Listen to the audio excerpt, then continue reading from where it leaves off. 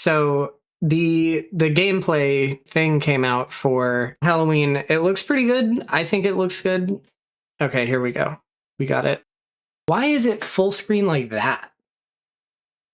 Is it actually in that aspect ratio? That's crazy. I think that's literally the aspect ratio that the video is in. Did they fucking put this on Twitter or something and expect you to just watch it like... All right, well, whatever. We're gonna watch it like this. I think they posted it on Twitter and expected you to just watch it vertically. That's the only thing that makes sense to me.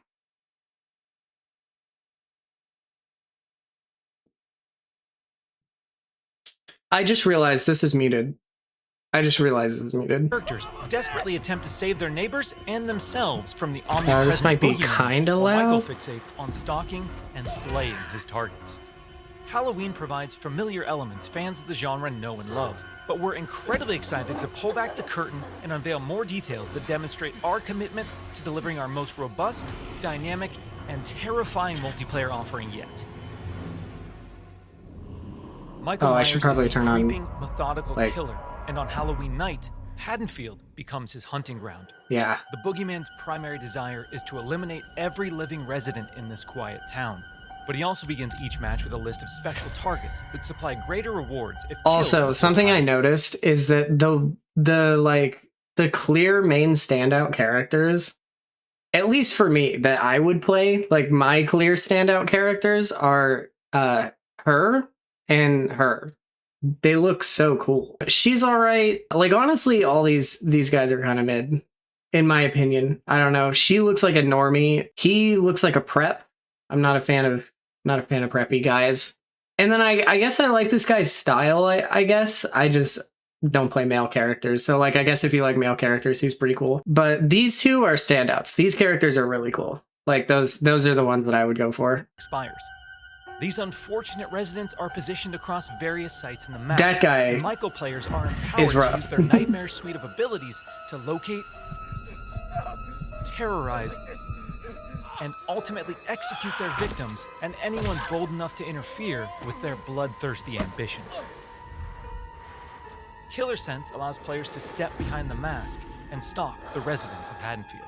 So they bring back the stalk mechanic from Dead by Daylight, Michael becomes which makes sense. aware of his surroundings and the proximity of potential prey. By focusing on targets with murderous intent, Michael builds varying levels of stalk, which aid him in identifying and tracking targets and open increasingly satisfying options for executions. So that's a thing that I don't fully understand either, is like the stalk mechanic in Dead by Daylight obviously lets you like, it makes you stronger. But it seems to do something different here. It seems to just identify who your targets are, which I'm guessing you'll use to like decipher who your main targets are, the ones that you're supposed to try and kill the most. And then it says it opens up like new kills. Like, I don't know if that makes you stronger or if it just opens up like cooler kill animations. But either way, it's cool. Always keeps their victims unaware of their presence until those final fatal moments. While historically Michael Myers isn't known for his speed, fundamental abilities like shape jump amplify the shape's We knew we were going to get some kind of like teleport mechanic.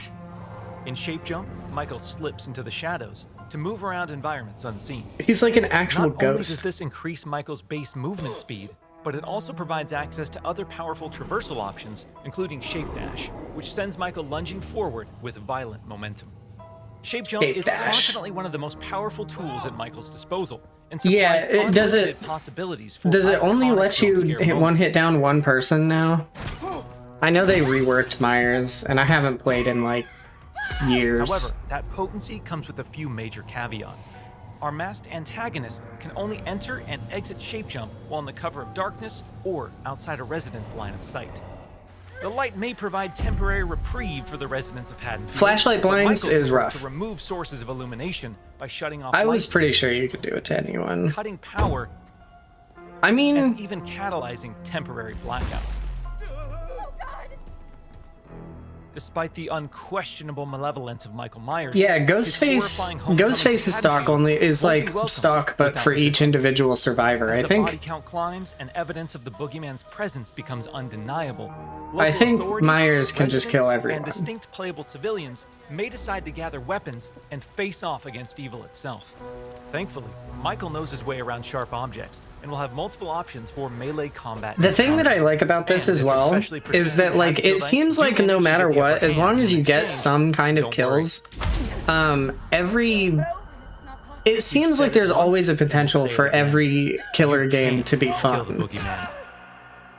Because like it seems like the worst that happens is you kill a bunch of people, you get caught, and then you go back to the sanitarium, which is what happens at pretty much the end of every Halloween movie anyway. So like, as a civilian, you don't seem to be missing out on fun if you lose, unless you just take it really seriously and play like super competitively. Randomized escapes located around the map before they meet an untimely end.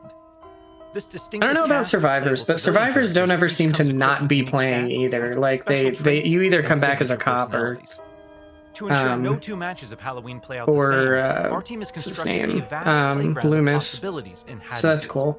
Offering civilians a multitude of diverse gameplay systems to aid them in achieving their objectives and surviving the night.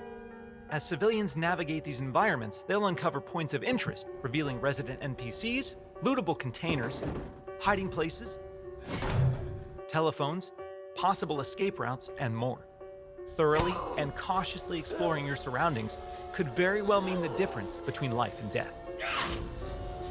And when death comes to your little town, it's probably not a bad idea. Like everything just seems very good. Everything seems very thought out, and like with tracking down surviving residents. All I can do is hope that Gunn doesn't get another IP and then just leave it behind like they did with Texas. Request additional calls to police, commands to find secure hiding places, or companionship as they navigate the formerly peaceful streets of Haddonfield. Should we stick together? Maybe work better as a team. Whether it's a local family friend or the authorities, there's safety in numbers. Once the like I just really hope that they don't get like the Terrifier IP and then they're just like, now we're working on a Terrifier game. Fuck Halloween. Map contain weapons, distractions, and key items that can be used to unlock and access a variety of possible escape routes. The location of these items and escapes changes from match to match, so civilians greatly benefit from adjusting their strategies based on the objects uncovered. It seems to be very reminiscent of Friday the 13th, which is good because Friday the 13th was one of the best DVD alternatives there was. A civilian becomes another display of Michael's wretched, inhumane nature. Well, their Haddonfield story isn't over just yet. Even in death, they can support their friends and even return as a sheriff's deputy or the unrelenting Dr. Loomis. Once they've re-emerged upon the streets of Haddonfield, I hope they can cooperate with the remaining I mean, I don't know. That kind of stuff is fun, but like stop to Michael's murderous rampage. Freeze where you are, Michael. You're coming with me. While he can't be killed, with enough community resistance, the proper equipment, and sheer manpower, he can be detained and shipped back to Smith's Grove Sanitarium. Blood went down the wrong pipe. Halloween is a legendary film with a genre-defining legacy, and our mission has been to bring the film's unsettling sense of dread to our asymmetrical horror standoffs. I really like the first-person like mask breathing thing. I wonder. A multiplayer experience designed with replayability at the forefront. We'll have more details to share regarding character progression. I was coughing. I know it does kind of sound like sneezing on the chat, and more thrilling gameplay features in the coming months. But we can't wait for all of you to join us when Halloween launches on September 8th, 2026. Yeah, that's so exciting. That's so genuinely exciting. I can't wait. I just really hope that it ends up being good and not shit. If it's shit, I'm gonna be so sad. Like if they drop the ball again, I'm gonna die. Looks so good.